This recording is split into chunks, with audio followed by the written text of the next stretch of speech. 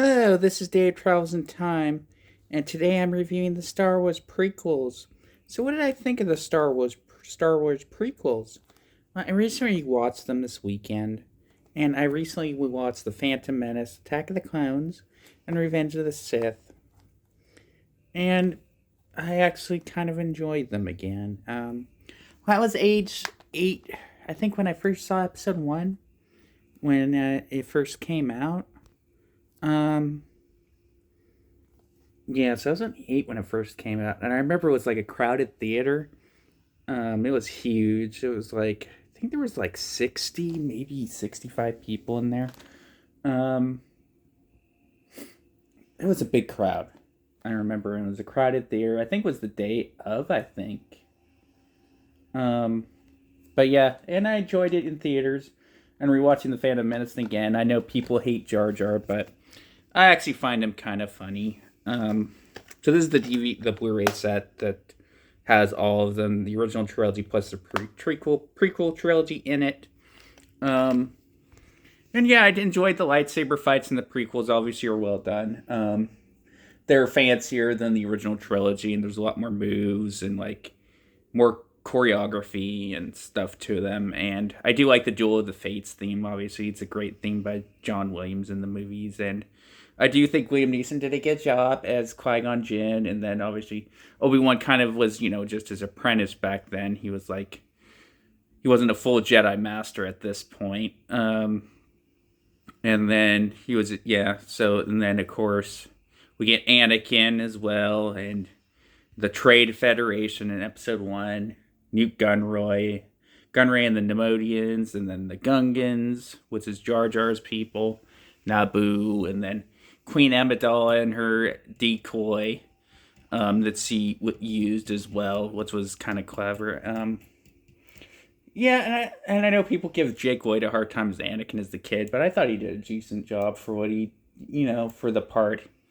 And the pod races are well done in the movie as well. I thought that was fun. And Watto is just so obnoxious as, like, the slave owner.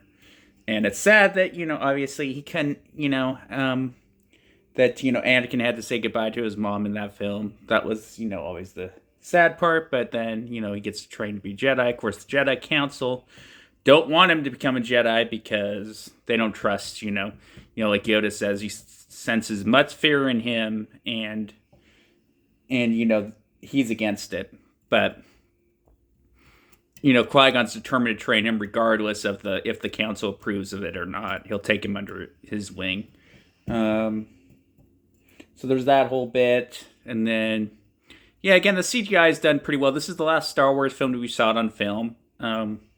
Episode 1 was the last one to be shot on 35mm film. The next two, Episode 2 and 3, would be shot on digital. The first one shot on HD digital. So, digital video. So, that's kind of interesting seeing the progress of that, seeing the film, and then film quality versus digital, on these is interesting. The film doesn't drag much, so that's good. Like, when I resaw it, I was like, as a little, since I saw it as age 8 when I first saw it, and it actually doesn't drag at all. Episode 1 goes pretty smoothly, all things considered. It is sad, obviously, that Qui-Gon dies, obviously. Of course, Darth Maul, great villain. He's not the main villain. The Phantom Menace is really kind of hinting at Palpatine and how his rise to power, basically, with that film, because, he gets nominated to become Chancellor, in Phantom Menace. And he's obviously Darth Sidious, a.k.a. who will be Emperor Palpatine. Ian McDermott is the actor who plays him, and, who also played him in Return of the Jedi. So it's interesting. The Phantom Menace isn't really about Darth Maul at all. So it's kind of sad that the Qui-Gon obviously dies. And people say, well, if he wouldn't have died, if would that have changed the outcome of Anakin? Again, I don't know. It's one of those things that you like go, well, it could go either way. It could have changed, made a drastic difference, or it might not have. It's one of those things that could have gone either way. It's one of those things that I'm kind of torn, honestly. I mean, maybe it could have altered it slightly. but again, it still could have happened too. I mean, it's one of those things that we just don't know. It's one of those great what ifs.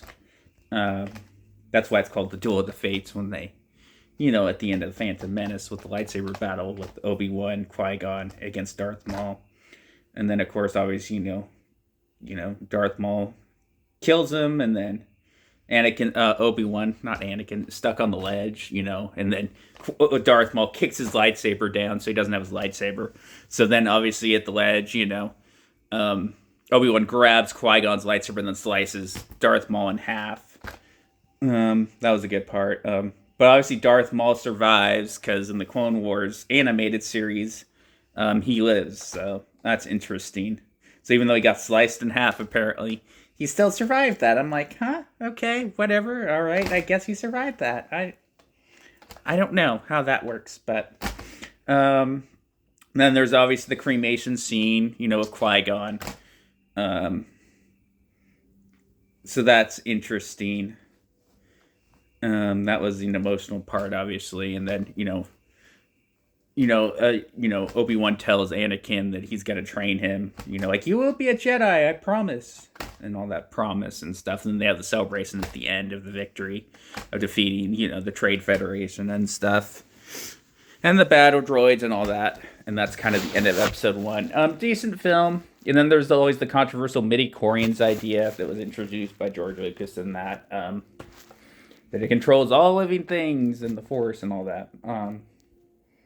Yeah, overall I enjoyed it.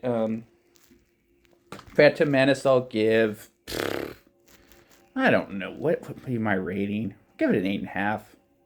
I enjoyed it for what it was. I guess I enjoyed it as a kid. Back when it came out in theaters. So I do have a soft spot for it. Maybe it's nostalgia. I don't know. And obviously John Williams does an amazing job with the music, and the acting's good, particularly from Liam Neeson, Ewan McGregor. Natalie Portman does good. And obviously Ian McDermott's kind of slowly moving his way in the part 2 of, like, Palpatine, what he becomes even more important in the second and third films of these prequels. Attack of the Clones, obviously, is where Anakin's older. He's basically a teenager at this point, and he's not played by Jake Lloyd anymore. He's played by Hayden Christensen. That's his name. And so we get that, and then there's like this assassination plot, and then it's basically courtesy of Jango Fett hired this bounty hunter. So that was interesting, and then they have this, race, this car racing thing, to catch, the bounty hunter that was hired by Django, and at the beginning of the film. And obviously Anakin, he's very emotional. He's into Padme, and he's like looking forward to seeing her again and all this stuff, and he's assigned to protect her, I guess, because of the assassination plot. And so there's that. So they're hanging out on her homeworld for a little while. Then Obi-Wan's sent to investigate, with the bounty hunter Jango Fett, and he goes to the clone facility on Camino. And so that was interesting. Then we see all the clone armies and stuff. And that's fairly interesting. And then, obviously, Anakin still has these visions of his mother being tortured and killed. So he's like, I have to go back to Tatooine. So Padme takes him to Tatooine to investigate. And then Watto tells him that basically he sold her to, like, the Lars family. And Klieg Lars, I guess they get married. And so then we see the Lars family, which of course play a vital role in Luke Skywalker's story in the original trilogy.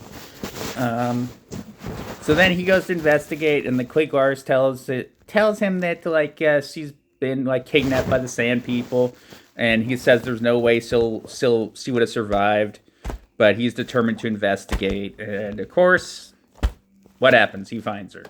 But she's about just to die. She sees him for the last time.